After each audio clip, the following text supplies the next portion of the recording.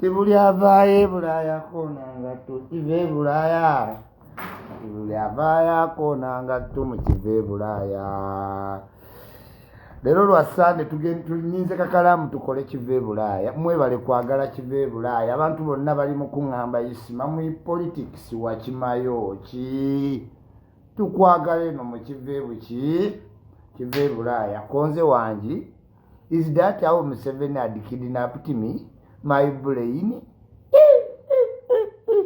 nenteeka yonna kati tuli mu kive ki e Bulaaya. Ninze kakalaamu era leero tugenda kwogera ku ssanyu lya lift train. Okuyiga address w'obeera okupronouncing address yo. Ebbaluwa esooka engeri gy'ogyagalamu ng'ofunye ebbaluwa ng'oyina empapula ebbaluwa nejja nti mukulu ituli eyo ebbaluwa esooka nga buli muntu agyagala mu kive Bulaaya. Tikive Bulaaya buli avaayo akoona ngatto kive Bulaaya buli avaayo akoona ngatto. Tova ku headquarter ku Sande mbadde nawumuzaamu nga bampa eddagala nange mbeera ku headquarter naye maama omulungi yagenzeeko waabwe. Kinyweze kikwate kisibe enkoligo neyoba wakifunye kiro kimu weemaleeko essanyu ly'emyezi gyonna teri kinyumanga mukazi azze essula wuwo nga gwe gusooka. Teri kinyumanga kkubo maama oba ogamba oba tutuuka ddi emmotoka nogamba oyaguwa n'osanga omuntu emmotoka efiiridde mu kkubo ng'olina gw'otwaleeko oyinza owulira ng'oyagala vaamu okube nannyini mmotoka. Teri kinyumanga nzibe ey'okubbirira yanguwa tugende yanguwa toyogera nti nabaddeko wano. Ndi mu kive Bulaaya buli avaayo akoona ngatto kive Bulaaya buli avaayo akoona ngatto. Miami City Scandinavia cities pengo oli oti Abaargentina tuli ku kwota twakubye embwa naye maama Mama kive Bulaaya buli avaayo akoona ngatto kive Bulaaya nga buli avaayo ako. Sande chill out situva ku headquarter beera awo weebale kwagala kive Bulaaya. Ninze kakalaamu tugikole eyaleero tugenda kwogera essanyu train. Teri kinyumanga train ng'otuuse ebweru tokoowa nga wakatuuka ebweru train eyinza okutwala Arua neddayo Arua nedda negenda Embaale naye nga towuliramu wadde akantu n'aka nti kakooyeza. Lifuti z'e Bulaaya ozimanyi oyingira eyogera edduka owulira ng'oli ku Fulu 9 noga wangi si zino ezigenda zikwaya ku bisenge z'e Uganda okuggulawo n'esooka ekankana okuggyako NBS yeyina lifuti muzuuli naye ku Bulaaya lifuti enyuma escalator okuyiga otambulira ku escalators overi nga totunulayo zirinnya escalator ozimanyi agamadala agatambula ganyuma ag'e Bulaaya anti okkirira wansi ekinnya fuuti 6 ng'oli ku maddaala oti kowoomerwe obwana obuto obugazanyirako nogabanna banzireyo mbuto naye nga yonna gy'oli e Bulaaya Desemba ono tuwaniriza nnyo basponsa mukyagaanya okutuuka ku ssente zetukkiriziganyiza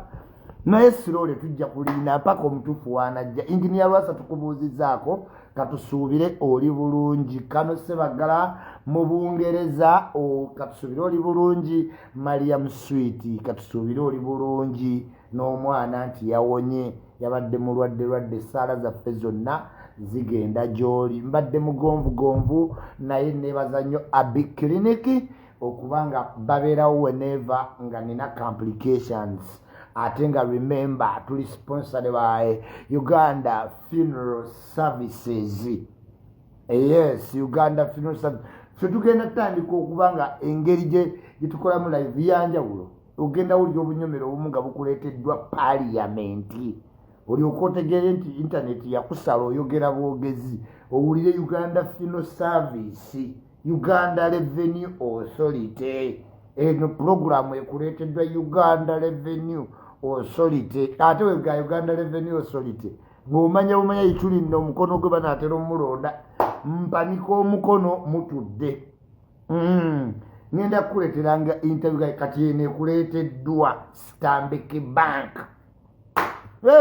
Ate etteeka lyajja kati biri bye twakola nga terinnajja tebakyabibala. Newe mupostinga video nga ndi mukamba ababala bino ebipya. Yami ready than them, better than them, no.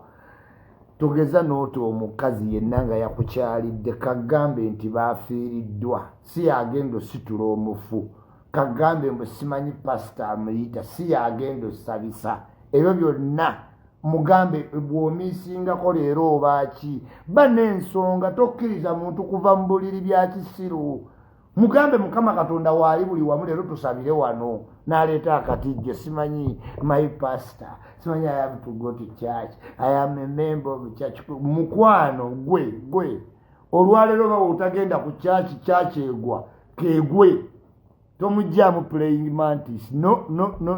don't. Muteekerewo ddala ate nammwe abakazi ng'oyagala obbeerako ebuziga.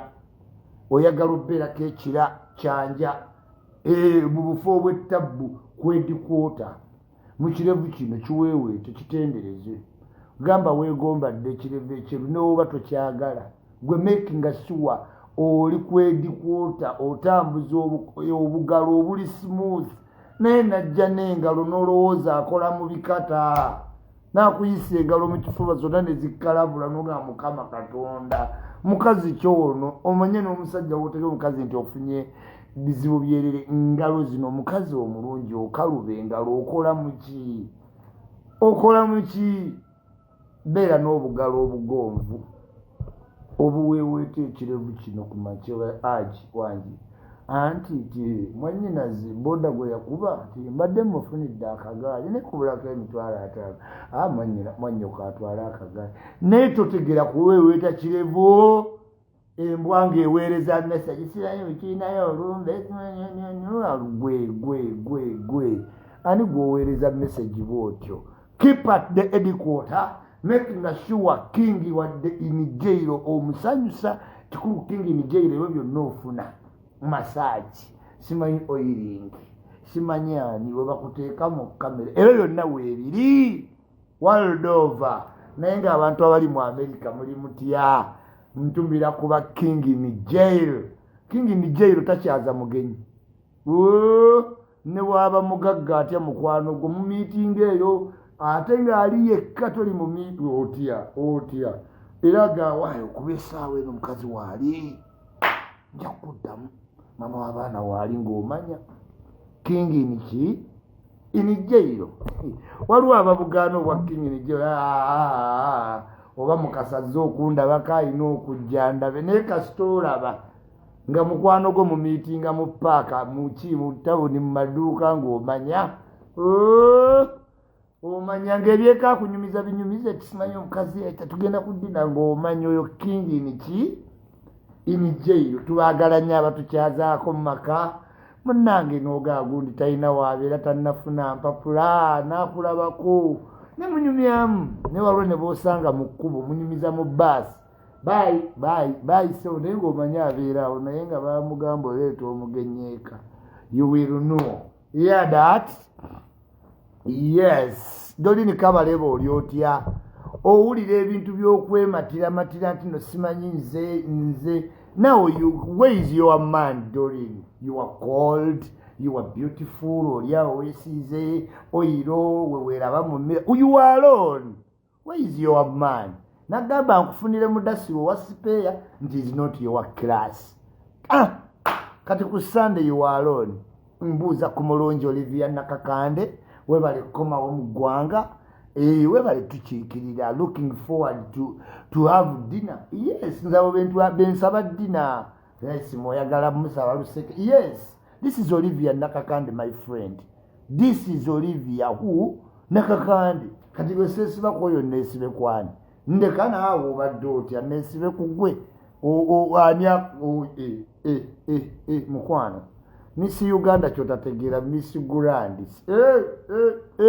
kakomyewo sike kalina long legs giraffe neck chin bones dark skin yanga ebo bodied sikisusiza siringa ali mu kujja akanyama Isma ndabye kasuko yazitira akatale newe mpana ku muntu emirembe nja Isma katawa kyeko yagala kuba oluseke atangire siri mukubi wanseke sindi musajja mukozi newe mbagana emirundi 10 temuwulira kati ndaka mugenda gambeera simayo okuwaliya kuya anedda mukwano we made a bond nze no Olivia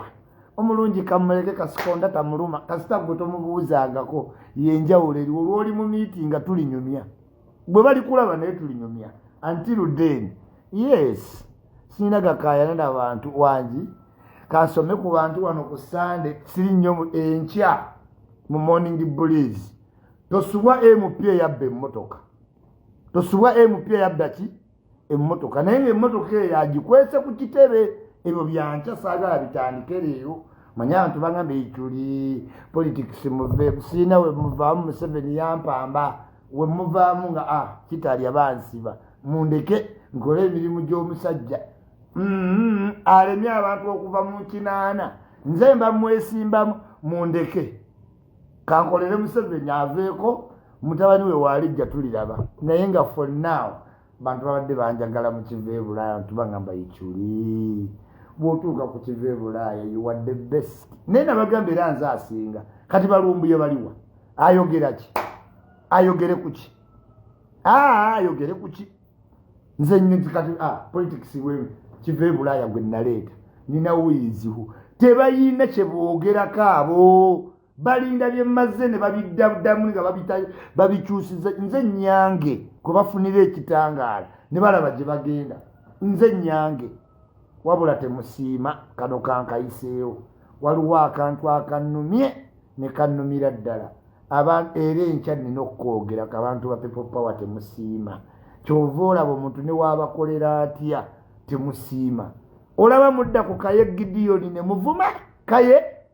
ali more civil than anybody in opposition kuba Kaye ali civil person w'omulabira nti mubeera ne argument naye nga musobola facing off Kaye tabatiirire muti mulina representative ku TV Kaye agenda TV ku TV Kaye tuba tolinze Kaye ne muba namubba ebifaananyi bya meeting ne musesebula but still oyina oku appreciating omulwanyi tomumalaamu maanyi ate woosinga mwetaagira muti mumanyira ku protectinga bammwe ne muvaayo mu ddakiika 2 kimanyi Kaye emega Kaye gundi kati amaanyi agajjewo agaddamu bakolera Kaye ngaayiyeewo omubiri nga nkubye Kaye Gideon mubbe buli we tutuukawo olunabulango ne mbumujjako bw'alanga ebyataano wa Kaye naye temusiima we muti we mwagoba n'asibaga kato yatuuka nga tamanyi waakulaga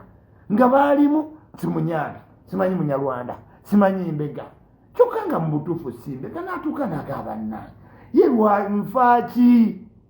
omwana awuli katali mu poliisi si yakulira operation za ghetto si w'amaanyi saabaddeyo talima buno simanyi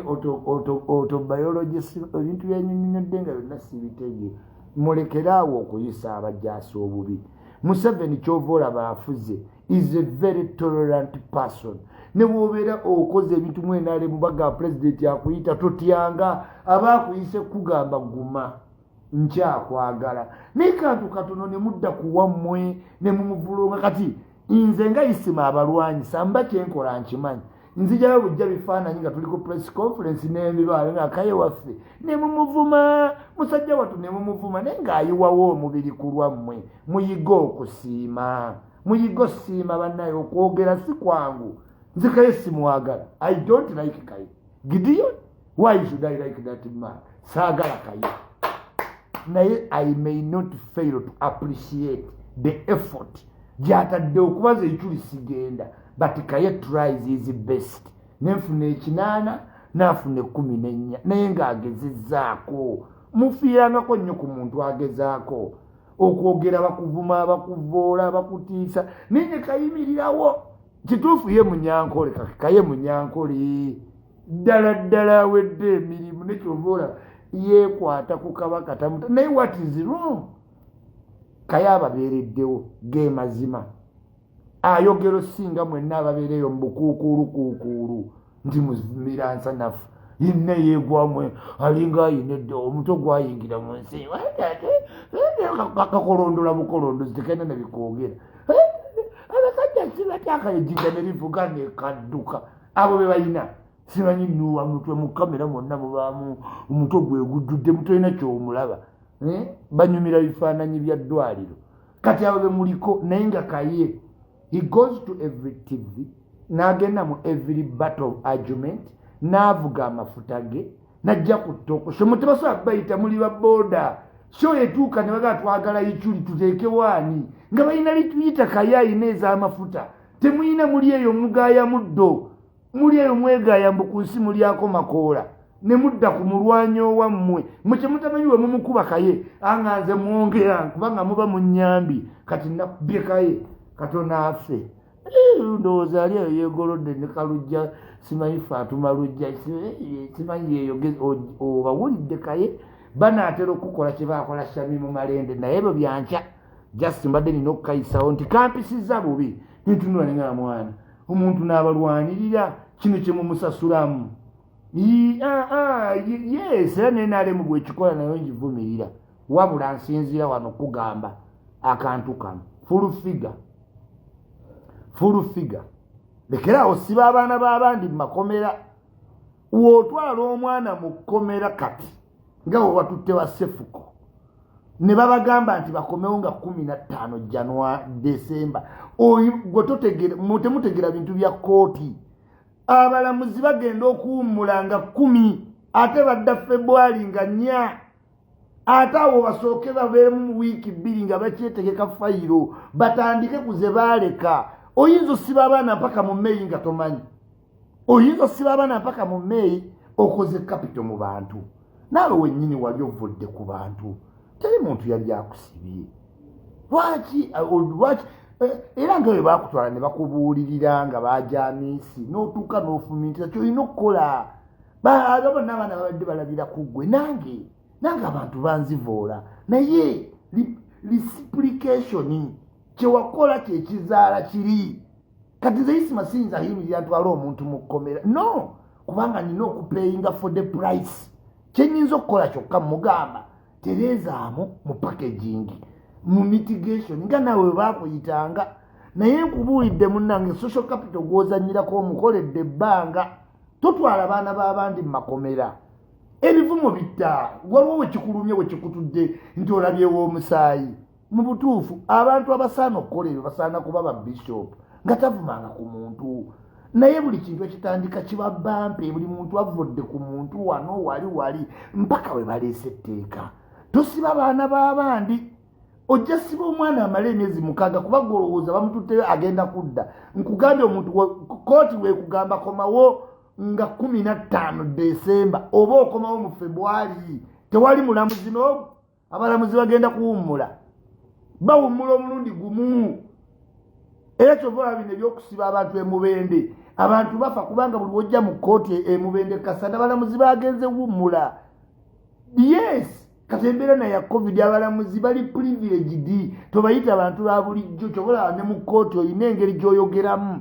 yes my lord yes my auntie simanyi yes my uncle by'olina okuddamu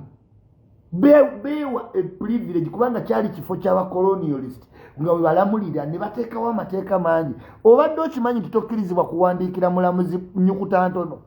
olina okuwandiika ennyukuta ennene nti omulamuzi alemettawaana nga azisoma just okuinterceptinga kooti omulamuzi akusiba kati osiba omwana mu Desemba njagala kino kigende mwenna abantu abali mu Uganda tegeera senga bakukwata mu Desemba ne bakuproducinga mu kooti ne bakugamba komawo above the date of 10 obeera wa February abalamuzi bagenda wummula emyezi eki kati sikitegeera ubiri ogenda funa ki olowooza after emyezi 6 sefuko alina kyagenda ogenda mujja mu compensation 10 ani otambulira kufumiintiriza naye nkulabula wano tewafumiintiriza mulekerawo ebintu ebyo nze abantu banzivoola enkya neggulu naye tekimanyi tewali kivumo kigenda kunkola ki kunsuna oba kunnuma kale ebyo mbireka bulesi ne bigenda nenfuba ku kintu kimu kutereeza kubanga buli kintu ekitandika kiba bampe kati ofiisi nazifuna intaneti nagifuna kompyuta abantu tugenda tubakyusa mpola kuba naffe tuzze tukyuka mpola muli naye singa naffe abantu baali batutwala mu kkooti muganda wange abantu bonna batusobola aleeta obujulizi nga bukumala naye nabo bafuna kufumitiza n'agamba naye waliwo oluusi ekyoli wayogera ebituufu kale osanga wano yawabyemu bafuna bufunyi kufumintiriza ne bajja ne bagamba kale ekyo kankireke naye nga naye weekubamu ngozeeka n'ofumintiriza mu bigambo byoyogedde just muwanuya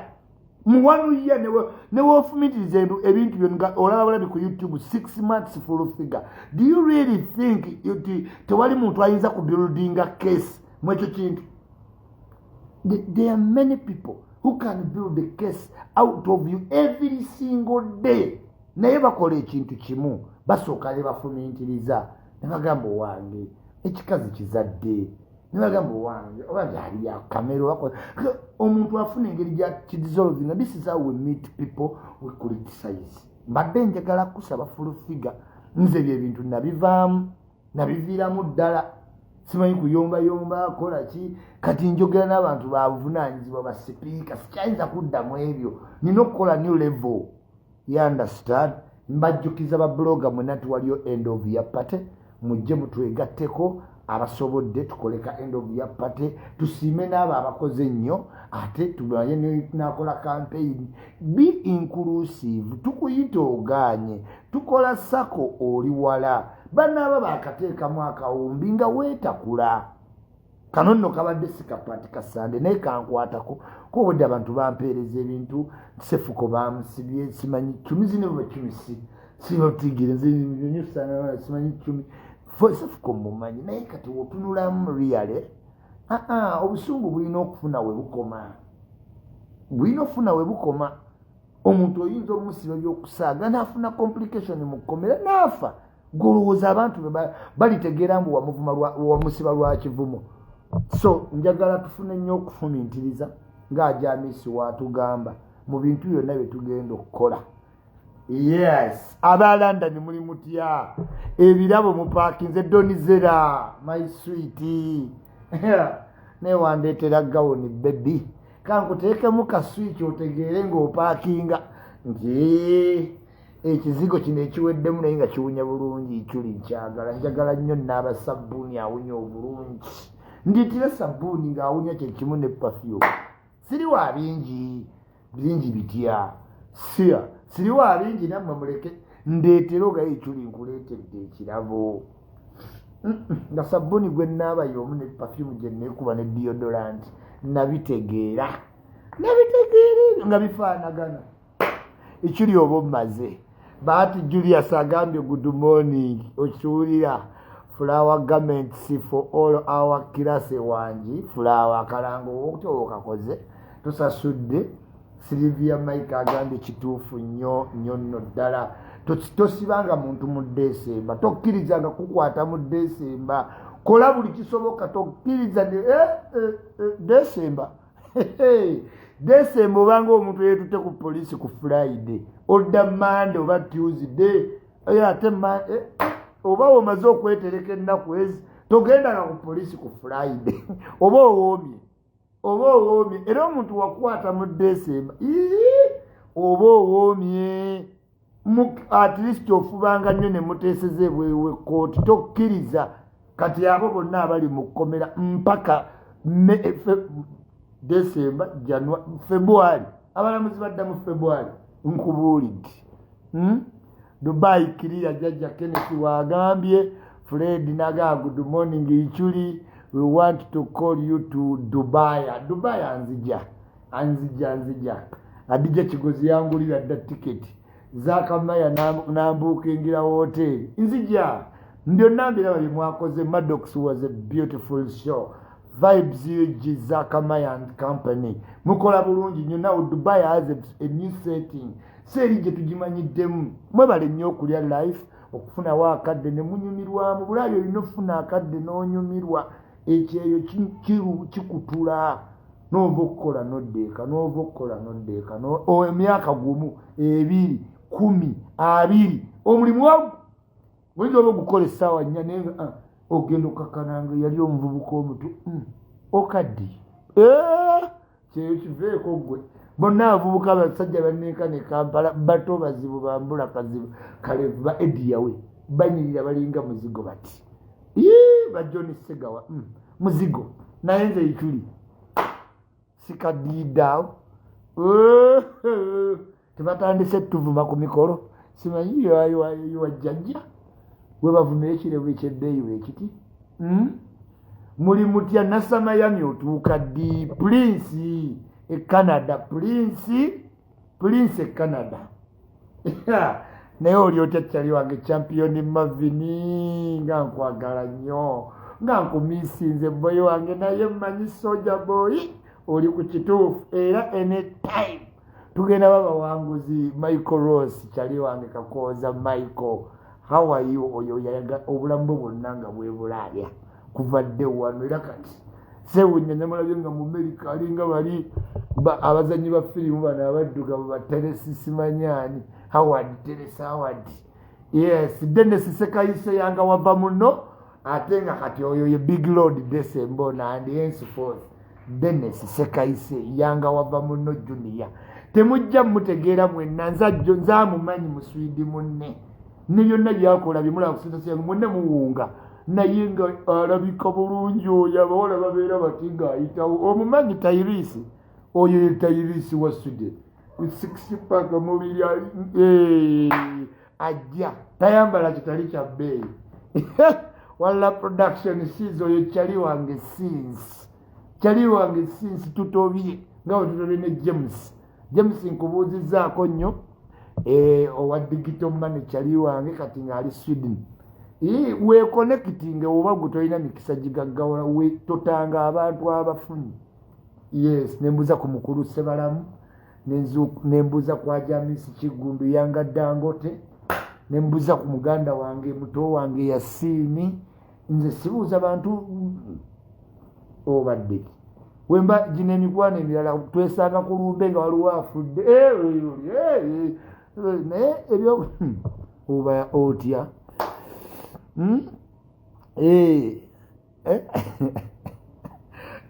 twogera tuti mu Afirika wetiwe twogera isima lwaki onyenye ye Afirika toyinza kuyomba na muntu ng'oli olina oyomba omwana ye Mukama Katonda nankwasa ku mutayimba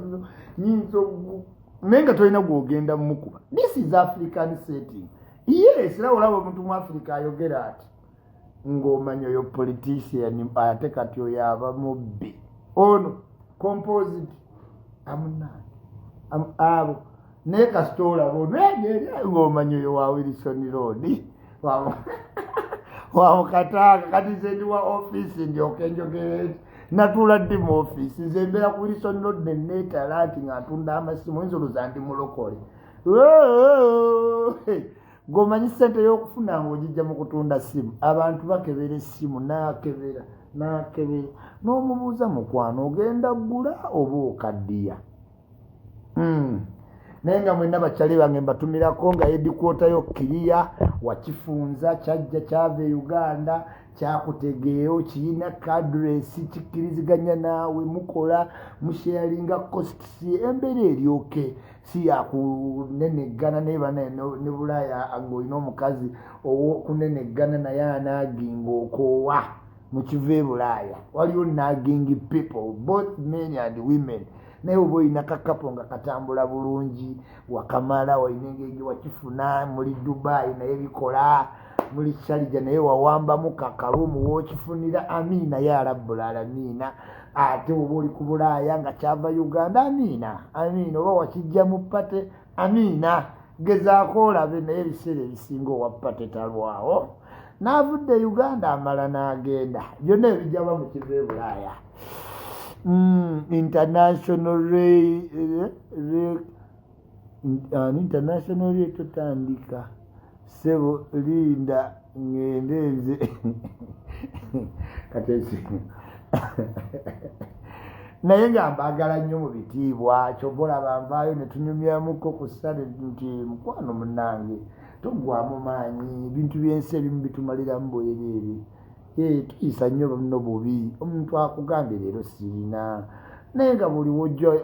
emwe olwebakako naye n'otandika simanyi ssente simanyi nga mukwano gwe tewanyumiddwa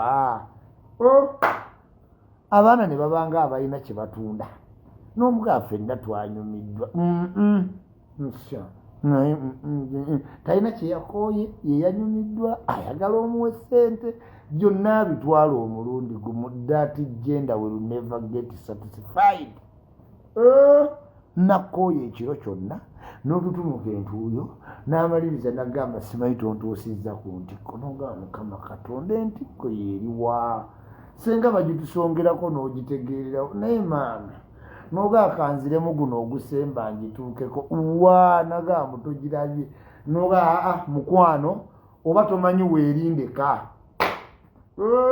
omuntu abonyebonyedde ku nsi kuno kutuusa muntu ku ntikko emisango gye tuzza nga tetulina nawe tugikoze n'oba n'omusango gwawe tatuusa muntu ku ntikko n'ogezaako n'onoonya n'oteekamu obukodyo nga ye talituuka ku ntikko yalema kyokka takulaga wali ntikko naye we muyombamu simanyi tontuusangako ku ntikko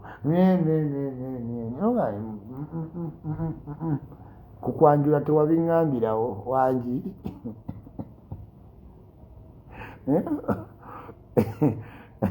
jjajja wakubako ezo nontama kye nali njagala nali njagala kutanira eddala ove ku peegi yange ogende ku ya Kenzo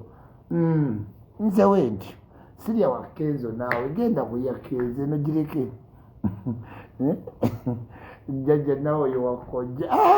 gyali kudikojja waba kitonsa weebali nze nkunyumizaamu liyaitinoona omukazi yakuyombesezza olw'entikko naye nga waliwo kati bachampiyoni baayo ati alabisa akoramu bannange ali wali asolobeza mukama w'amaanyi alabisa akulamu si alina amaaso ggulo yenna kati ali olowooza akola ki kyennyini akolamu wangi ane munu abaana bali kubitafuttafu kati akolamu ne bw'omuzuukusa ali muli yeetiyula weetiyuza ti maama waterbed omanyi gwe temusulanga ku waterbed ebeera etambula eti ereeta otulo oyinza okumisinga omulimu gwonna lwa waterbed anti ogyebakako n'obanga ali ku nnyanja otulo ne tutwala ggwe wangi Jjaja stop fantasizing. I'm stopped. Kajambo leti how are you doing? Kabanda Aisha olyotia. My Aisha speed media. Kisewa ali mabijjaja. Mwogere bigambo byammwe babatwale mu makooti gammwe mmwe mumanyi naye nze ga just spinning media sinabikugambako zize kubuja buja kati olowooza akulamu ali kuki ku Sunday mama ugundi imagine nga omuntu ogambe ekuli oba gundi ali ku kisaluvado awo no oyinza okumanyira King ni jailo naye ku Sunday bamalayo King ni jailo amalayo ku Sunday anti asulanga mwenyati naye weweteekamu olugezigezi oyinza owangaala ku bwomu ku bwannamunigina ebweru teweteekangamu olugezigezi kkiriza okole be bakugambye otherwise okuteeka omuntu wano ku kifuba ku Sunday nga wamugjeewa olisigala ebbanga lyonna alo ojja edenimaka train ogifuje endese tewaliiwo ndala naawe ojja ate kiki tufiiriddwa ani muziikawo netiwakayo nga sikuwulira kansiremu kkubi halo buli gwokubira n'obwomu nabwo sibunyuma saagala bwomu otaawa nga shuwa zonna simanyi nalwadde simanyi ndi mwezi simanyi siriiwo anti biki twagenze ku pati birina embaga ya anti n'ogamba mukama katonda senga nnafuna owange nenteekeeka ow'omukalo gwe tebamuseera mbisi tebakuseera ng'osala ku mukalo gwo ng'olya wange obini maiko ogamba otya awudduka weewesi solo paxi oli otya amid Kevin Living Star Sempagala kulisi tuludde owuliziganya mi boss naye kyoba omanya nkimanyi naawe okimanyi nti nze nawe tuli kwalaali since day one yes bas alya bwanywa akula mutwama wa watermelon alya bwanywa yes ow'ennaanansi waali ow'ekitafeeri waali watermelon waali ekintu kyolabira ddala nti bannaye bw'oba odduse mu musana omuntu n'akusimba ka watermelon kayina engeri n'owuuta maama nga tolina wadde okugaaya ate bw'ogenda n'osalamu ennaanansi ku musana ng'olina gy'ovudde ne bagikuwangayo n'ennyo olina newugira mu supu noŋa maama kaneerira ennaanansi olya bw'onywa totagana good morning ekyuli olubuto lwani kale mwenna muddaawo naye mmwe mwennyini wobeera mulino gayikyulira era ali ku nzenze nnyini naye nga ofenseko wekanaawo okimanyi oli nnaanansi kitafeeri watermeloni oba oli katunda kaganda akatunda akaganda okaasa n'erinnyo osiitaana akatunda akaganda oli kikajjo kya goowa oba oli buno obukajjo obwalwebyo obukaluba bukawulo oli goowa ayo kikajjo kya goowa ekikajjo kya goowa okimanyi mu musana onyiga annaye bwomi ne bukuyingira ne bukulukuta eno nga tuli bato n'olyoka okomba supu naye akatunda akaganda ne bagamba okalume kayinza otwala erinnyo kamiliyoni wamulabye kamiliyoni namulabye atandise okulaga ebiri mu wiiru ye leeta abaana bonna n'owa28 naye muleete n'abayimbi mwenna abalala tubakubiriza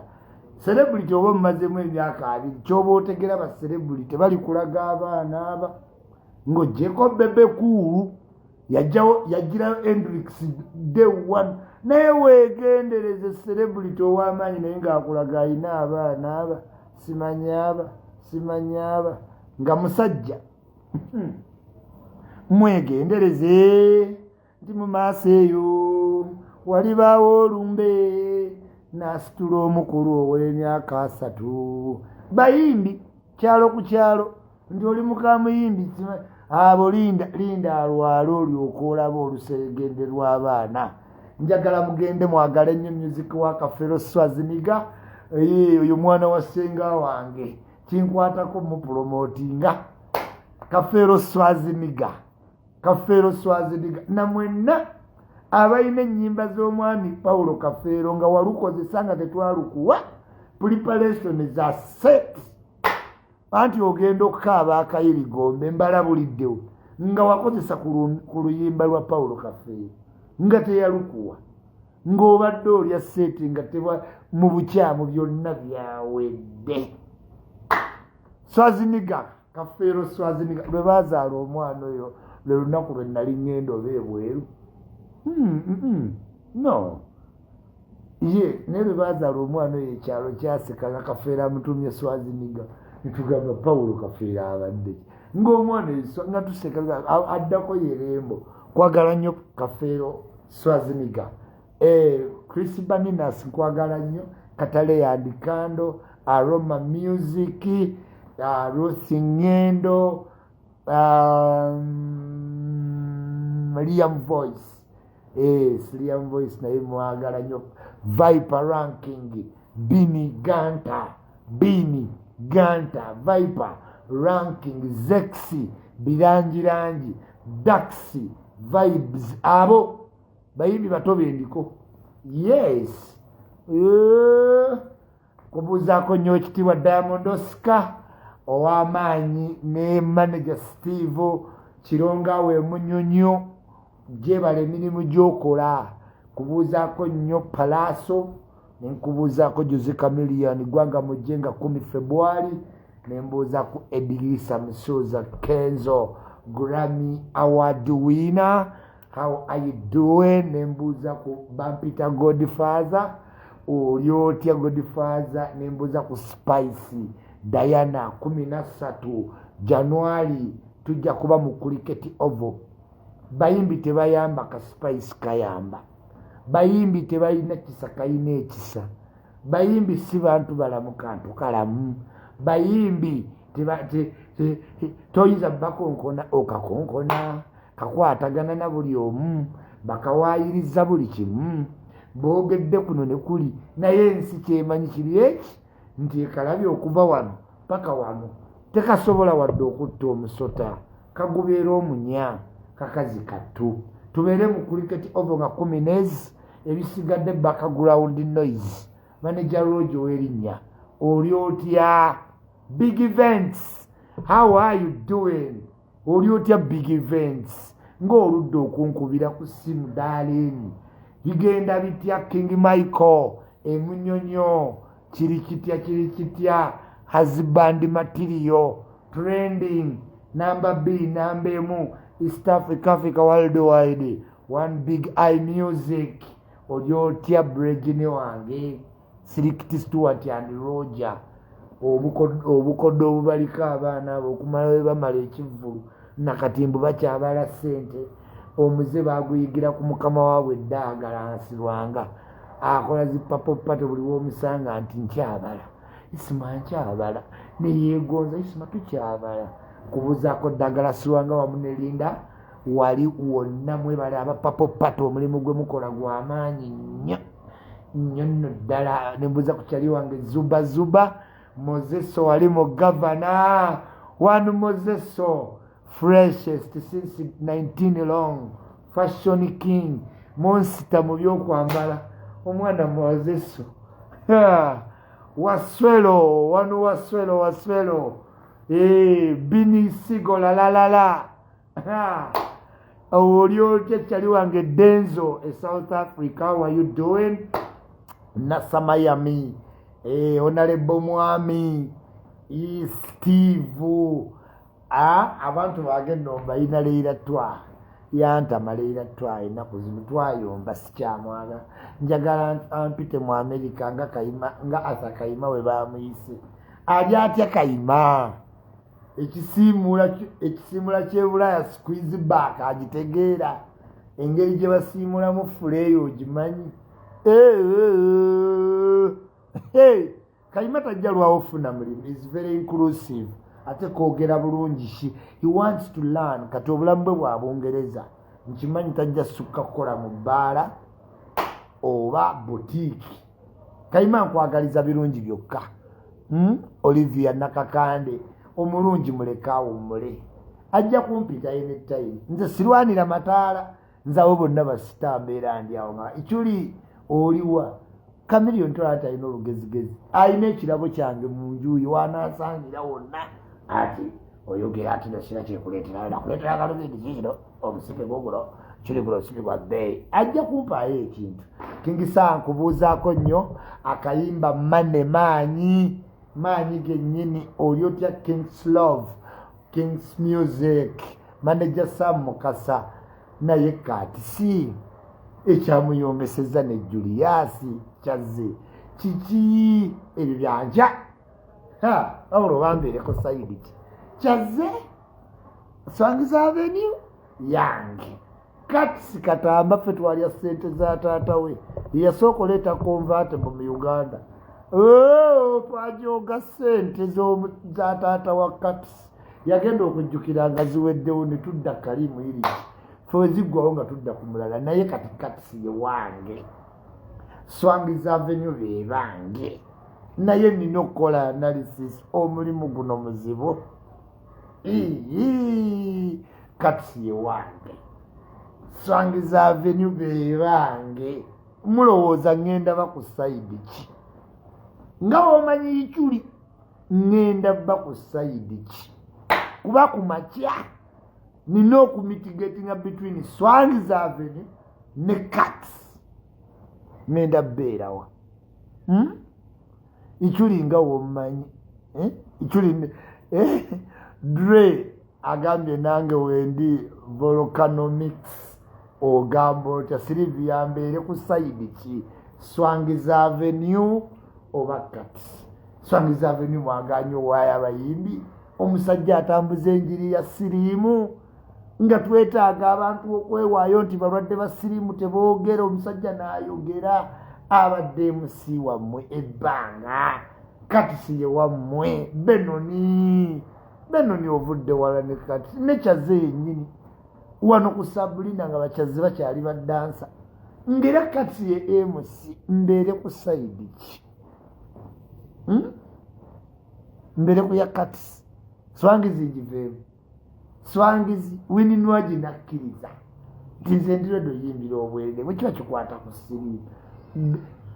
Kyaze n'ogaana sente oliziteeka wa Kyaze ng'olina sente naye ate principal mu business Kyaze mutuufu as a businessman kakati Cats ne Swangles Avenue ani mutuufu ani mukyamu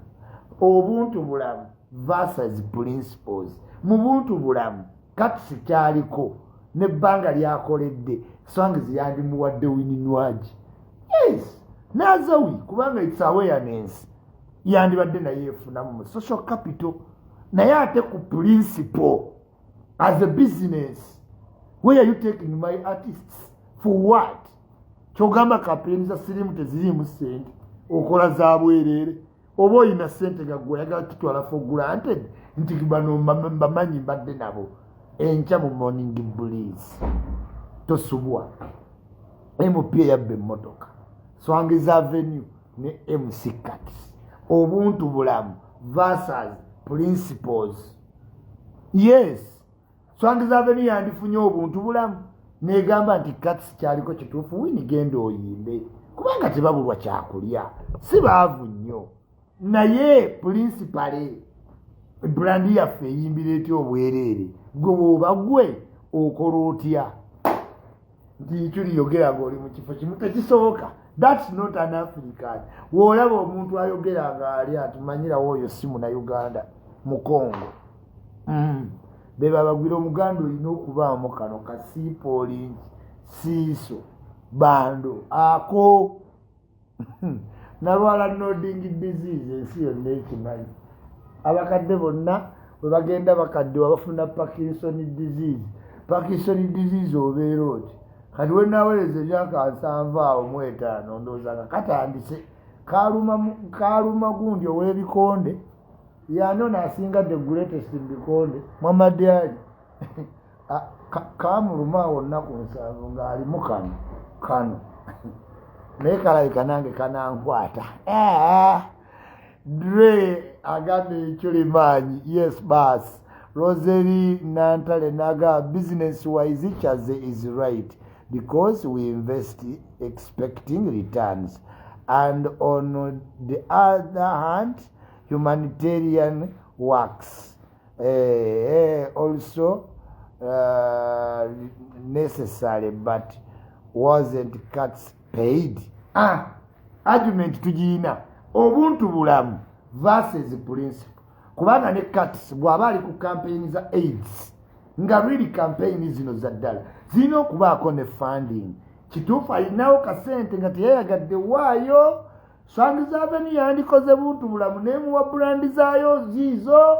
oba eyagala mwawuliramu nti yawula bamugambye wininwaji bwe ziba 2 kitundu tujja kukuwa naye ezaazawe tezisalikako ziri ezi 5 owulira bamugambye Cats wininwaji bw'oleetayo 2 kitundu tumukuwa naye azawi ezo tezisalwako no less no more kati ani munene mu swange za veni vinka na yezi 5 zafalani ya katolu yimba naye tunatukira mu June nga ne zafalani wezi we 5 kibayita branding bamugambye wini noaji woweza 2 kitundu tujja mukuwa naye azawi tewali kusalako nange nzikiriza azawi maanyi azawi maanyi yeah. Those projects must be sponsored ituli the raw material yes tulina okuba mu perspective kituufu katiso yanyize era yalangidde era yayogedde omuntu anyize fena omanye omulimu guno gwa tit for tat omuntu takusasula olusi mu ssente olusi akuwa omuntu olw'okuba mulimu entertainment yemu ng'abayimbi bayimbira Douglas Lwanga kubanga alina platform ate MC okitegedde kati omuyimbi agamba kangende ku papo party oye eyaddaga kuba okuŋŋaanya abantu kizibu weesiganya akuŋŋaanya abantu ne kati ayogera bulungi ku mikolo gyonna naye mu bizinensi abantu bonooba oyina abenkana katusa 2 where will be the returns kuba katusa ajja kuvaawo neddagala sirwanga naye musajja wampisa naye abayite ku papo party bonoogaana agambe nga yabawa katusi ne Select Stewart bakole ng'ate nabo bantu bo nabo bakusaba abayimbi for free ate woogaana bagambe nga wabawaddaaga okategeera complex kazibu kuba omuwakati wajja kujjayo n'omulala ayina siriimu wajjayo yalwala empanama naye agambe tulina concert twetaaga abayimbi for free for how long awo wetuli azawi is a brand Katsandi Chameleon Museveni yes Chameleon wa Museveni yalwana ne mu lutalo ne mu byakoni yaliyo mumutamanyi nti Chameleon musirikale walako omuntu yenna agenda mu negotiation ya koni atali musirikale Chameleon was in koni negotiation yes Chameleon olw'okuba Chameleon amanyi nnyo Katsi ate Chameleon ye manager we ye yaze n'ayimba kuba amanyi Katsi kyayinza okukola damage brand Chameleon ayina platform nyingi chokola nga abayimbi beeguya baddaga daga ayina platform omuyimbi gy'atayina ayina after 5 buli lunaku ne Roja ne Masi ate ayina papo party kati gwe mwesimbemu otya Alex Mwangi abayimbi bamukolera ne baba olusi tebamwagala kuba yayina platform yes kati Alex Mwangi kisenga asalawo twala advantage nga tasasula abayimbi era batuuka ne bajja but for how long kati tulina otegeera business n'obuntu bulamu azawi tebasala ku ssente ze vinka tebasala ku ssente ze bamugambye wininwaju gwe tujja okukusalirako bajooga abaana abo Jjaja ya 50k on Saturday for you MTN number please we share blood undiwa Airtel ziteke ku Airtel nawe mukwano MTN neyanziza nnyo mwana ka juice webale nnyo blood wange Airtel webalire ddala abalala bagenda Isma oyagala nnyo oluseke akwegamba mukutte mu nsawo omusajja agambye we share the little we have bebo benjagala bafaani batujjeko akajanja everybody is free to support kyayagala Chameleon was invited by Museveni yesterday Kololo and he took Katsi also yes bamukwano Katsi bali bamukubadde enkokola mukyala wange omulungi NBS teyamulese waggulu mama yaliya my aliya bangobedde abaana naye munnange fe tulina TV tunaafuna abalala gwe bana TV abakozi b'abalala ojja kukola ki ojja funa as one gone another one born awo tuli obalabye Jjaja bajogera ddala naye Cats was given too much money lwakuba kakodo kaluviini ke kati sikwali kakuwulire nze sinalaba ku ssente ze bamuwadde naye mulabe mu organisation nyingi wabula kyemmanyi project za AIDS banditaddemu Cats ssente is doing a big favor era we namulaba nabo nendowooza naye kasita watuuse ku kabaka wa Uganda sorry kasita watuuse ku Ssaabagabe wa Uganda Musabba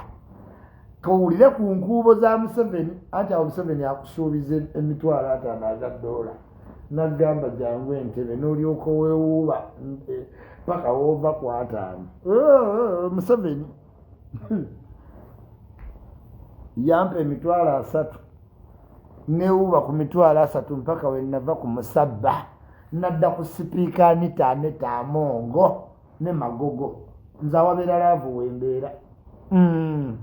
laavu ey'ebbeeyi yonna siyinza bbeera wala nga nayagala Zali ne Ssemwanga kati ndi ku Anita Amongo fashion queen monster Magogo twamuwa emmotoka esensinga omusaayi gwa muntu wamu ne bwakusaagirako nti jankutwala nkwegayiridde edduka tumonitalinga omwana oyo buli wadda temumanyi ti mumaje ga sipiika Magogo try and take anyone in that car. That's when you will know that my sister ate nze ne Magogo tuli ba mukwano naye omukwano ogwo gusinziira ku ngeri gy'ayisaamu sipiika seetaddeewo nnyo yensi yakweteekawo teri ali kuteekawo oba oliawo ng'akawulidde essaawa zino ng'agenda mu gw'omanyi sasa sipiika kyekitegeeza ndeka the way I love Jjaja Ichira I don't know Prince Ian omulangira nange munange bwentyo nga wenneesiimye wendabayo abantu abanjagala nga mpulira essanyu oba olubuto lwa Kenzo nze mundeke ndi kugulamya wa Bwino ebyo mubibuuze bampita Godfather wangi oyo Godfather gwoba obuuze ebya Isma Illuminati sibitegeera ye spiritualist nze saagala sanga Godfather wananyingiza mu spirits wa byabuwangwa bampita Godfather but Cats isn't the one who is the first to do awareness about HIV. So many people have come out like Supercharger, but they are not here making crocodile tears. Rossetti Nantale yabiwandiise kati sikwali alaba mirundi Junior Technocrat Mugisha ate abadde ki Mugisha mumuleka asinikire my daddy bombi ne taata we badda mu comedy daddy ne omwana ne kitaawe twabawaayo Mungu yamanyi kye yabatuusaako ikyuli maanyi wamma weteekewo Jjaja ensi teri ali kuteekawo weteekangawo wekka olinda bakuteekewo baani ojja mmaliriza teryakutaddewo. There are not enough resources for all of us in the world. We must fight for them. There are not enough resources. Survival for the fittest. Simanyi chuli wetaddewo otumira nnyo sipiika andabe anjige kwe kuwanika omukono kati wanampita ng'ogamba kale maama ekiri wuli atuse ku sipiika nga gwe tomanyi kutidde Museveni loves Chameleon yesterday kololo Museveni ne Chameleon be bamu abadde bayeekera Chameleon muyeekera yes ekiri wakabi naye Penge yabadde ku live n'agamba mwenna muli mukatibake era muli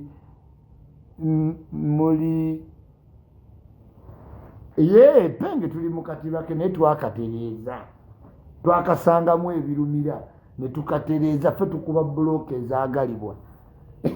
ezize ttanuulu ye eri wala motoka tezigendayo waliyo ebinnya kati yatuyigiriza akati baffe ne tujja ne tukubira amataffaali ku kkubo kati emmotoka ezaali zigenda eri mu kirombe ki zonna twazisalako zikoma wano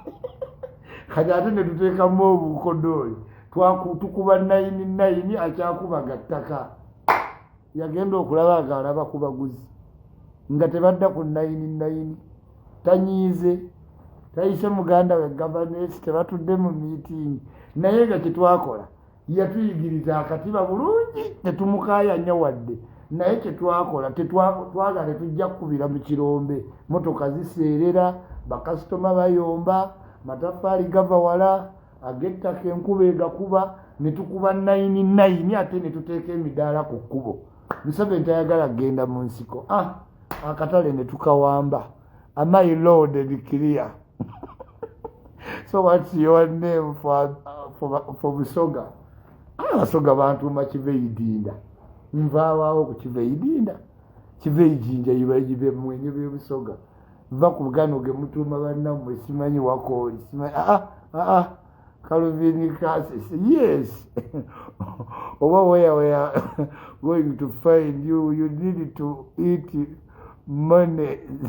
Icholize ndi mukadde wa mulendo guno ninoli ya sente nfe ngangezeza ku sente kuva mu gwenkaaga